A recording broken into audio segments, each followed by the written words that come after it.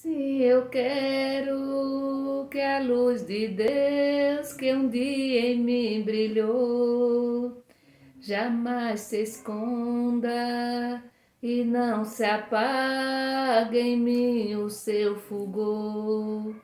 Sim, eu quero que o meu amor ajude o meu irmão a caminhar guiado por tuas mãos, em tua lei, em tua luz, Senhor.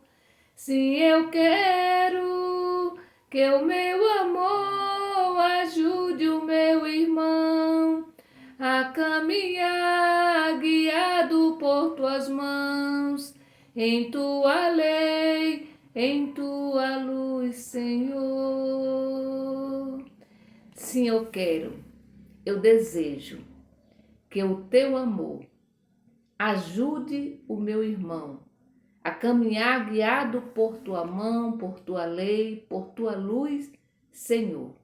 Sim, eu desejo, Senhor, sobretudo nesse mês de outubro, mês das missões, eu desejo, eu quero te ajudar, ajudando os meus irmãos e as minhas irmãs, indo ao encontro dos meus irmãos, dos menos favorecidos, daqueles e daquelas que são injustiçados, injustiçadas, que vivem à beira do caminho, que são excluídos, que estão distante das nossas igrejas, que estão distante da nossa sociedade. Eu quero, Senhor, eu desejo ajudar o meu irmão a ser luz para o meu irmão, a ser luz para a minha irmã.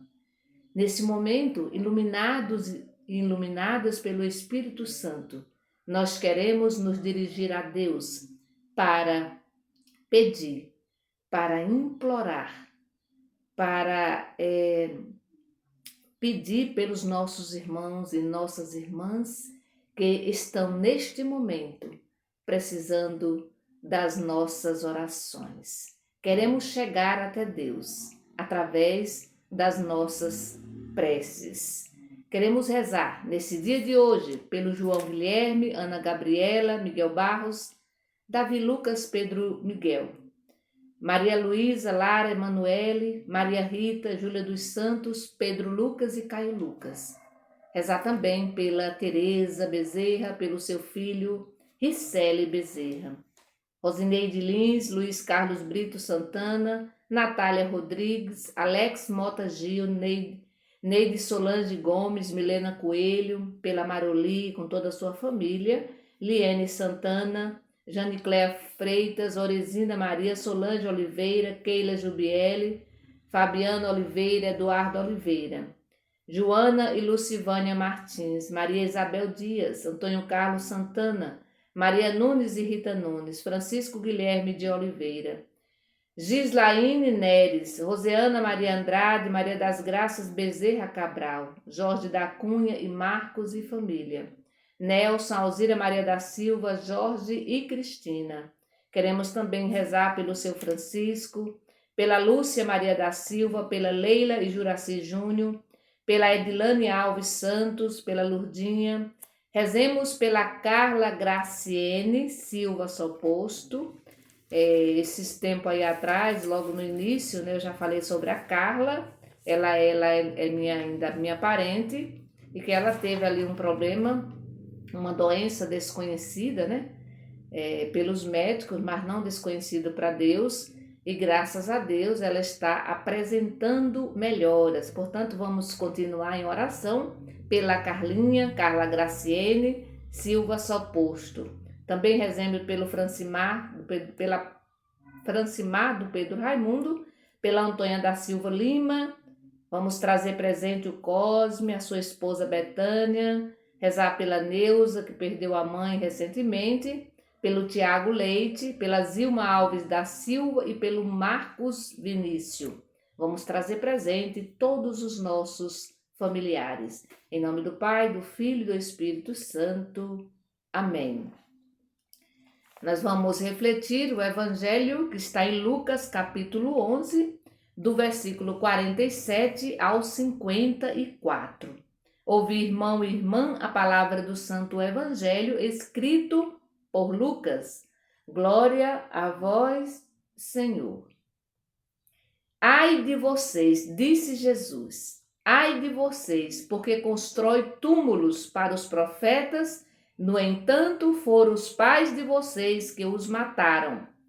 Com isso, vocês são testemunhas e aprovam as obras dos pais de vocês, pois eles mataram os profetas e vocês constroem os túmulos.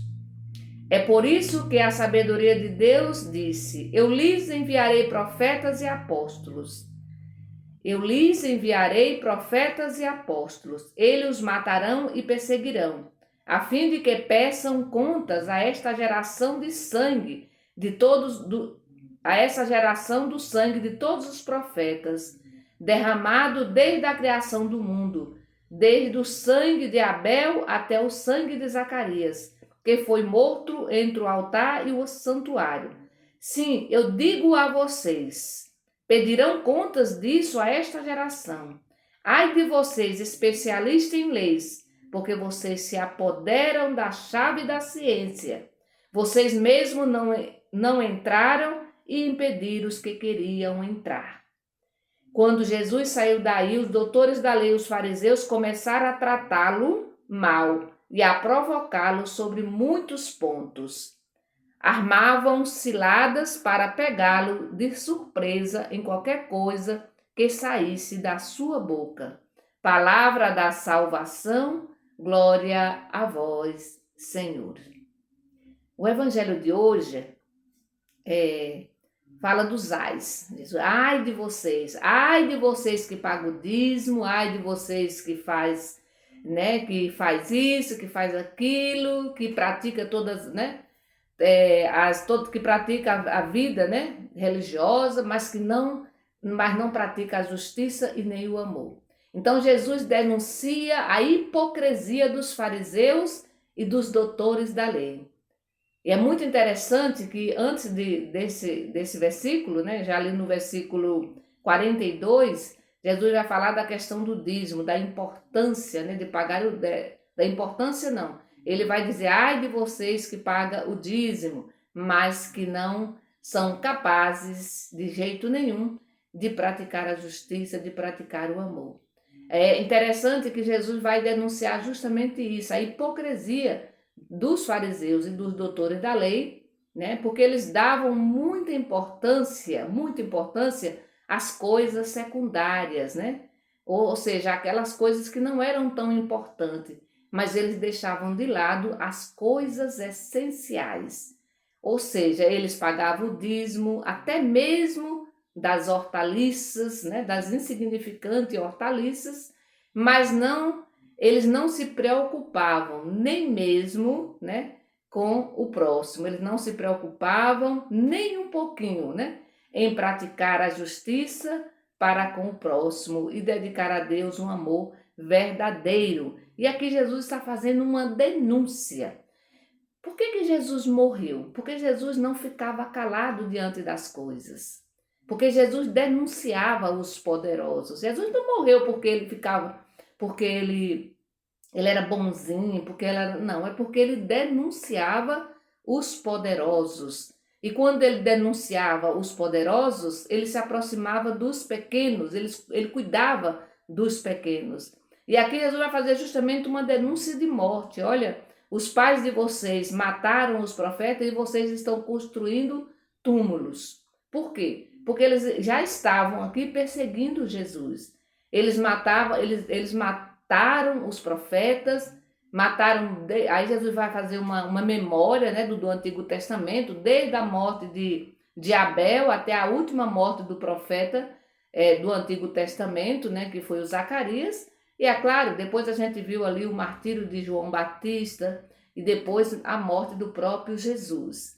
Então, eles praticavam a vida religiosa, e essa vida religiosa, essa prática dessa vida religiosa era uma prática muito vazia de sentido, Eles vaziavam essa prática religiosa. Era algo muito superficial, algo muito superficial. Enquanto eles cometiam injustiça contra o próximo, contra o irmão, contra a irmã. Eles cultivavam a vanglória, né? E agiam como hipócritas, né? Desagradando sempre desagradando a Deus. Para dizer, meu irmão, que o amor e a justiça, quando colocado em prática, revelam para nós, né? Revelam o mais íntimo do nosso coração, do coração humano, né? Isso, quando eu coloco o amor e a justiça em prática. As outras práticas, elas podem ser enganosas, podem muito ser enganosas. E nós temos várias práticas religiosas, né? Várias práticas religiosas. Elas podem ser enganosas, né? Revelando assim uma piedade apenas aparente, né? Eu me coloco lá de frente do altar, eu vou adorar o Senhor, eu vou naquele encontro, eu faço isso, eu faço aquilo, mas o coração está podre. Existe uma podridão muito grande dentro do coração. Mas quando eu pratico o amor e quando eu pratico a justiça, as outras práticas religiosas, elas podem realmente ser verdadeiras, né? Quando eu pratico, por exemplo, quando eu dou o dízimo, se eu dou com o coração livre, aberto, quando eu dou o dízimo, eu também pratico o amor, quando eu dou com amor e quando eu sou justa para com as pessoas, porque assim, às vezes a gente é muito religiosa, né? Muito religiosa. Às vezes eu posso ser muito religiosa. Eu posso ir à igreja todos os dias. Eu posso dar todo o meu dízimo, certo? Eu posso adorar Jesus todos os dias, rezar o terço todos os dias. Mas se eu não sou capaz de olhar para o meu irmão com um olhar de compaixão, essas práticas religiosas, elas são aparentes, ou seja, elas são enganosas. Por trás está escondendo a maldade do meu coração. Porque tudo isso que eu faço é para que as pessoas vejam e não para que Deus veja. Porque geralmente o bem a gente faz sem precisar alarmar para ninguém, sem precisar tocar, né, cornetas, sem precisar tocar foguete, soltar foguetes. Porque as pessoas não precisam saber, certo? Deus é o único que sabe e que pode me recompensar, não o humano. Então, quando eu faço tudo isso com amor e com justiça, isso sim agrada o coração de Deus. Por isso, em primeiro lugar, é preciso, digo de novo, é preciso praticar o amor e a justiça. E a partir daí, as outras práticas religiosas serão sempre verdadeiras, a partir do amor e da justiça. E esse evangelho de hoje, ele nos convida, meu irmão e minha irmã, a olharmos um pouquinho para nós mesmos. Como é que anda aí o meu coração? Se eu estou realmente praticando o amor e a justiça, se eu estou preocupada com o outro, com a outra, ou se eu simplesmente olho para o meu umbigo, né? Ou se simplesmente eu olho simplesmente para mim mesma, para o meu grupinho, para a minha família, para aquele grupinho ali meu da igreja, ou se eu abro as portas para acolher outras pessoas, sobretudo aquelas pessoas que Jesus manda, né, a gente ir ao encontro delas. E aqui a gente pode retomar de novo Mateus 25, que é um evangelho muito lindo, e para mim ali está todo o segredo mesmo da religião, que é justamente: eu tive fome e tu me deste de comer, eu tive sede e tu me deste de beber, eu estive preso e tu foste me visitar, eu era estrangeiro e você abriu as portas, né, para que eu entrasse, você me acolheu, e assim por diante. Então, meu irmão e minha irmã, esse evangelho é justamente para a gente fazer uma avaliação e olhar sobretudo se aquilo que eu faço realmente eu faço com amor e faço com justiça. Que o Senhor nos abençoe. Em nome do Pai, do Filho e do Espírito Santo. Amém. Bendigamos ao Senhor e demos graças a Deus.